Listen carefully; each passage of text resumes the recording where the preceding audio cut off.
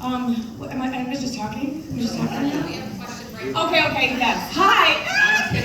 Congratulations. Hi, little brother, how are you? I'm good, how are you? Very good, thank you. Kara, you are a history maker and an inspiration to so many, including myself.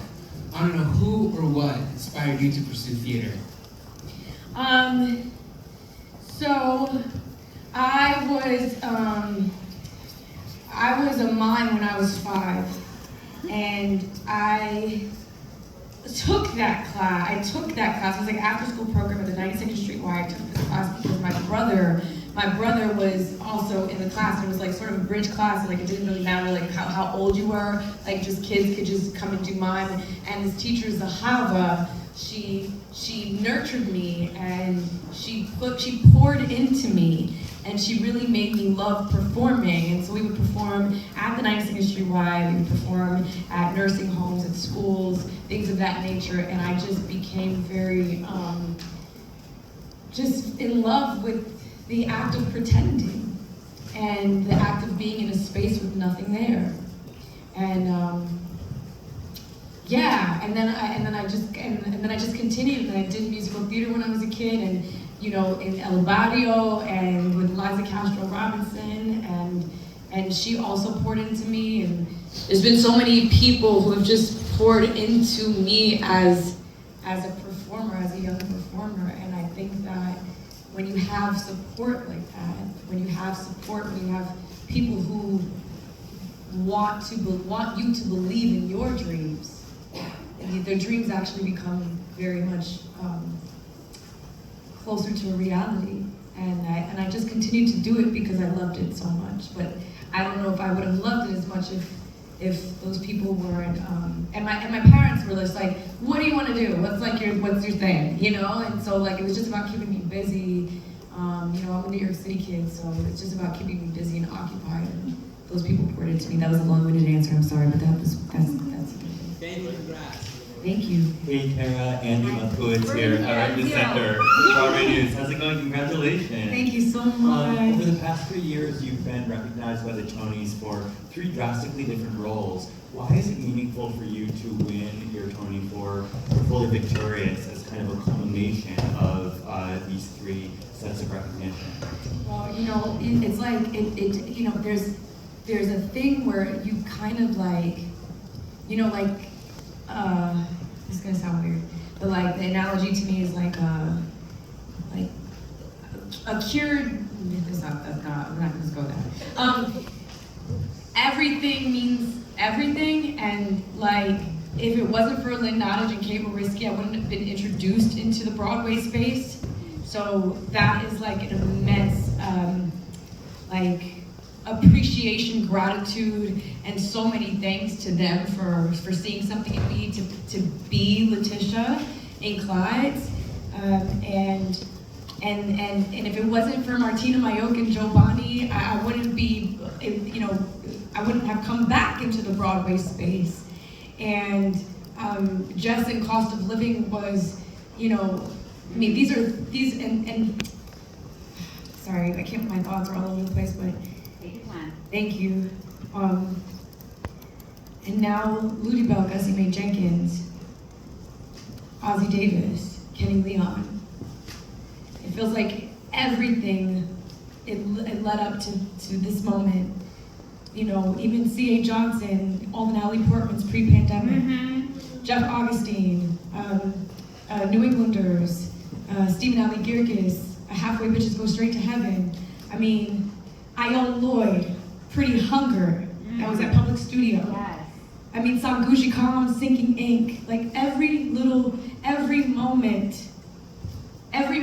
to honor a Black body, to honor a Black voice, and to do that in an hour and a half, 2 hours time has led to this moment. To me, it's honoring Black people, and then on top of that, activating the legacy of Ozzie Davis and continuing the legacy of Ozzie Davis and Ruby Dee and their commitment to shifting the American tapestry, the American fabric. I mean, we're talking about civil rights activists. They have so much into me, and there wasn't even a thought, you know? They poured so much into, so it feels kismet, it feels not only historic because it's historic, but it's historic because we're honoring them at the end of the day. They didn't get honored for their work 62, 63 years ago. This is acknowledging more than me. It's acknowledging all of the people who came before me who were never acknowledged for their work. You know? Yeah.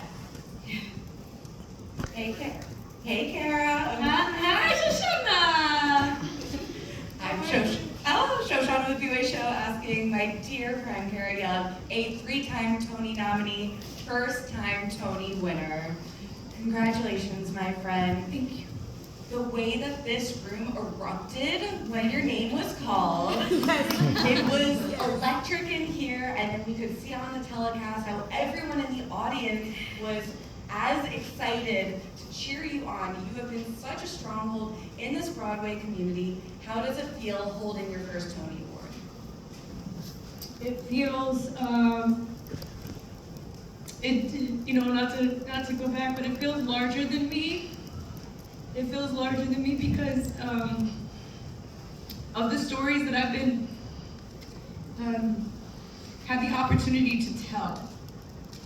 And again, it's like, this is not me.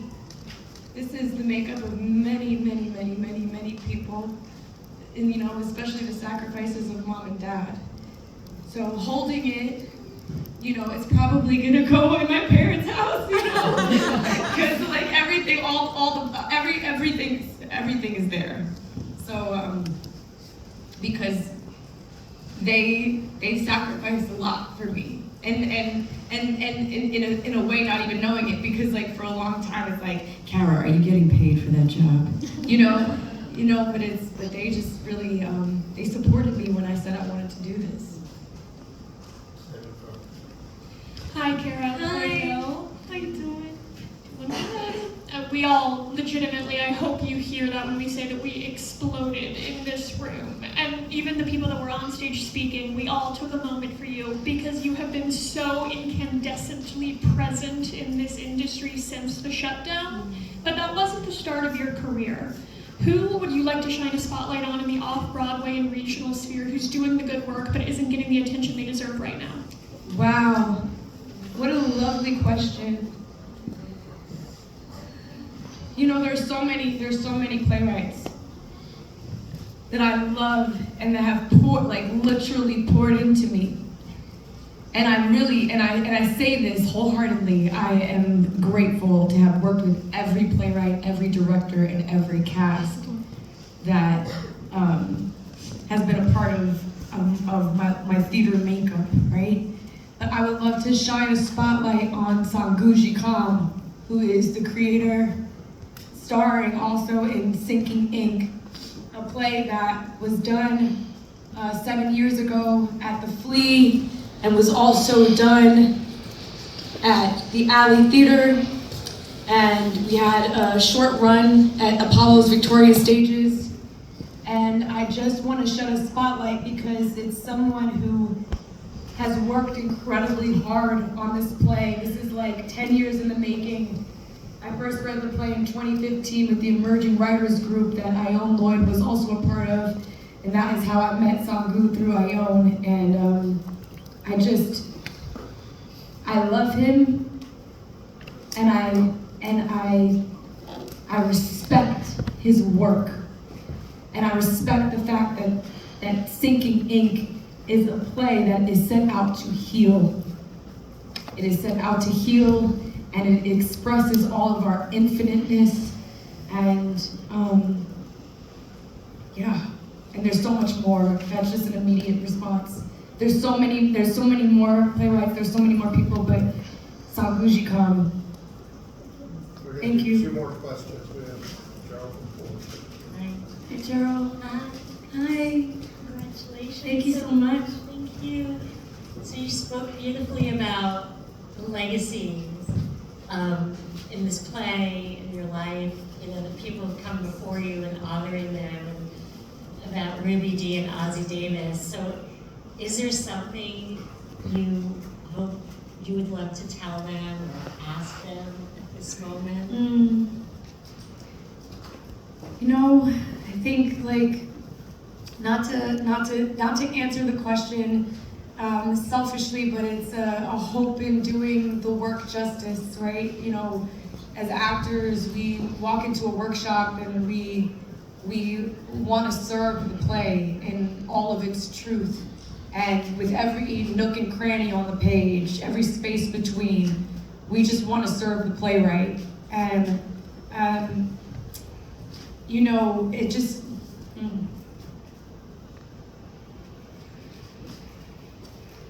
what I want to say is that I'm so grateful to even be a tiniest part of honoring their legacy. The last question. Hi, Kara. Celicia Thomas with Black Hair in the Big Leagues. Congratulations. And when everyone said that the room erupts, like it was Billy Porter who was like, did she win? Like it was incredible. If you could see your 8-year-old self, Wow. what would you tell her from where you're standing right now? I would never even have imagined, but I would tell her, because I wish I had told myself so many more things, and that like we're all infinite, and so I would say that you are infinite, and there are no limits.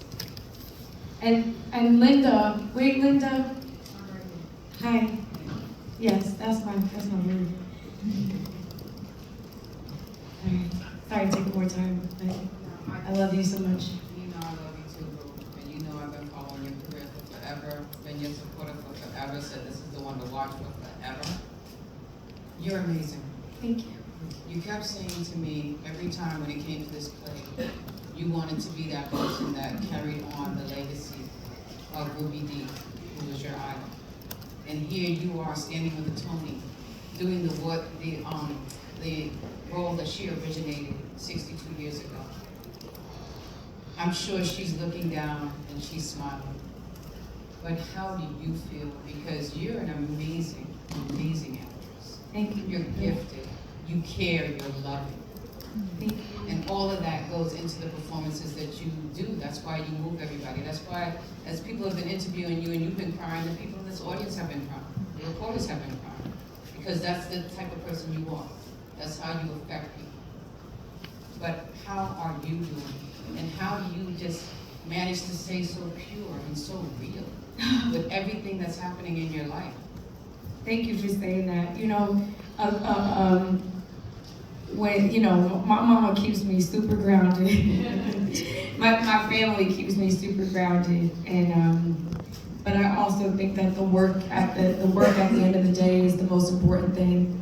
The art is the important thing, to serve the art, to be a part of, you know, I think I say this often, but like all of us, I mean, not all of us, but like artists, especially those who do theater, like y'all are really, thank you for being here. That's number one, right? Like, thank you for being here. But like, y'all follow the art, and the art, you know, changes the world. Even if it's just a little bit of the world, it still changes some part of the world.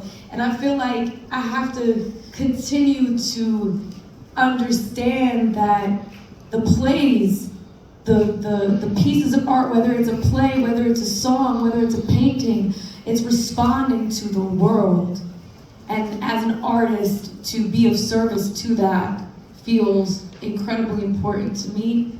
And that is my foundation and the ground that I try to stick my feet in at the end of the day. Okay. Hi. Hi. Congratulations, Joan Allen, Inside New York and the Daily Challenge. I'm so glad to see you on this stage now.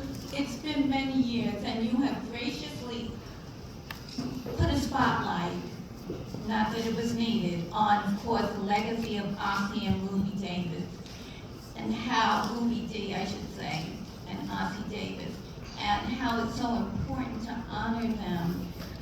How did they influence you? And did you have any fear at all in taking that role Mm. that Ruby Dee had made her own? Well, you know, it's very interesting. So, like years ago, my aunt lined up my picture with Ruby Dee's. This was not even in question, right? This was not even in discussion. And I'm like, she's like, one day you're gonna play Ruby Dee, because everybody had been telling me for years that you resemble her. So there's that, right? And so like that was very kismet. I kind of feel like this is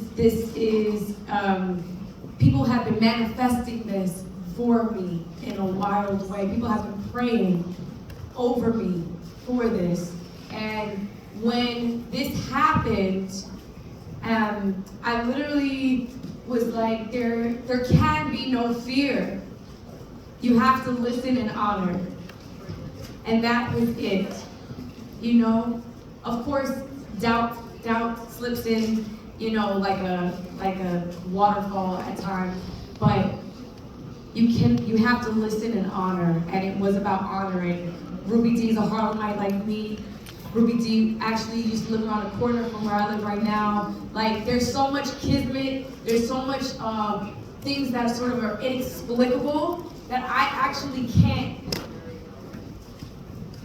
have any question about it. You just gotta say yes and just go for it and do his best and do the best that I can.